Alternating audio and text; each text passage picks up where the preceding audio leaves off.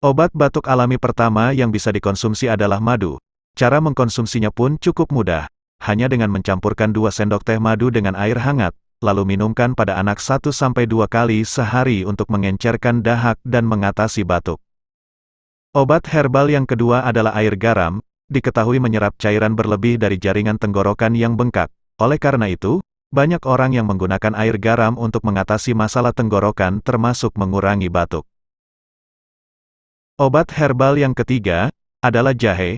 Ramuan herbal satu ini sudah sering didengar untuk mengobati batuk pada anak-anak, dan obat yang satu ini terbukti ampuh meredakan batuk dan melegakan pernapasan, karena senyawa antiinflamasi dalam jahe bisa merilekskan membran di saluran pernapasan, sehingga mengurangi batuk kering atau batuk asma. Cara mengkonsumsinya, bisa dengan merendam 20-40 gram irisan jahe ke dalam segelas air panas. Selanjutnya biarkan selama beberapa menit. Sebelum diminum, biasanya ini disebut juga sebagai air rebusan jahe. Obat herbal yang keempat adalah belimbing wuluh.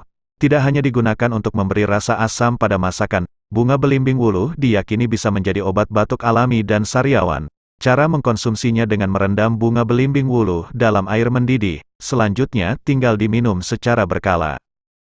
Obat ini ampuh dalam mengobati batuk dan sebagai obat batuk alami untuk anak. Sudah bukan rahasia lagi bila belimbing wuluh banyak dijadikan obat herbal untuk menyembuhkan sejumlah penyakit. Obat herbal yang kelima adalah kencur. Kencur juga dipercaya menjadi obat alami yang digunakan untuk mengatasi batuk pada anak. International Journal of Research in Pharmacy and Pharmaceutical Sciences menyebutkan bahwa kencur bubuk dicampur dengan madu adalah ekspektoran obat alami. Cara mengkonsumsinya dengan memarut kencur, lalu mencampurkannya dengan air atau merebus kencur parut dengan air. Setelah itu disaring terlebih dahulu sebelum meminumnya agar lebih mudah untuk dicerna oleh anak.